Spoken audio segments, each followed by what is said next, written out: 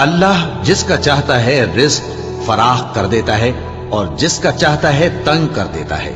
اور کافر لوگ دنیا کی زندگی پر خوش ہو رہے ہیں، اور دنیا کی زندگی آخرت کے مقابلے میں بہت تھوڑا سامان ہے۔ اور کافر کہتے ہیں کہ اس پیغمبر پر اس کے پروردگار کی طرف سے کوئی نشانی کیوں نازل نہیں ہوئی؟ کہہ دو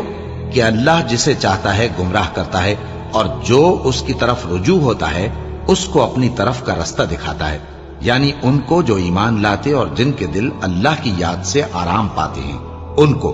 اور سن رکھو کہ اللہ کی یاد سے ہی دل آرام پاتے ہیں۔ جو لوگ ایمان لائے اور عمل نیک کیے ان کے لیے خوشحالی اور عمدہ ٹھکانہ ہے۔ جس طرح ہم پہلے پیغمبر بھیجتے رہے ہیں اسی طرح اے نبی ہم نے تم کو اس امت میں جس سے پہلے بہت سی امتیں گزر چکی ہیں بھیجا ہے، تاکہ تم ان کو وہ کتاب جو ہم نے تمہارے